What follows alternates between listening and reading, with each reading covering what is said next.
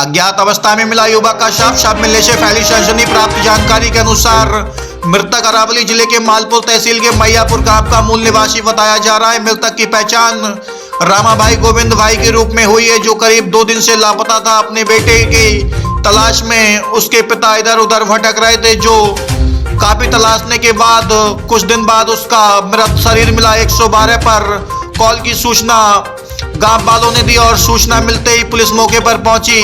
शव को अपने कब्जे में लेकर पुलिस ने पोस्टमार्टम के लिए भेज दिया है। पुलिस द्वारा मालपुर सामूहिक आरोप केंद्र में मृतक शरीर को भेजा गया है। इस गंभीर मामले की पुलिस आगे जांच कर रही है। अरावली से राजेंद्र मकवाड़ा की रिपोर्ट।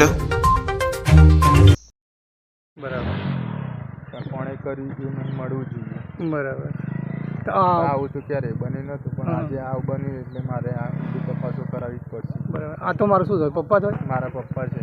બરાબર ઘેરથી તમને શું જાણ પડી કે આવી રીતે થયું? હું અમદાવાદ જોબ કરતો અને મારા ઘરવાળીએ ફોન કર્યો કે પપ્પા આવ્યા નથી ઘરે 2 દિવસથી, તો તમે આવી જાઓ। તો હું તાબડતોબ આવીને તપાસ કરી તો મને મારા પપ્પા આવી હાલતમાં મળી આવ્યા, એટલે મેં 112 ઉપર ફોન કરીને બોલાવીને આ તપાસ હાથ ધરી છે। ઓકે।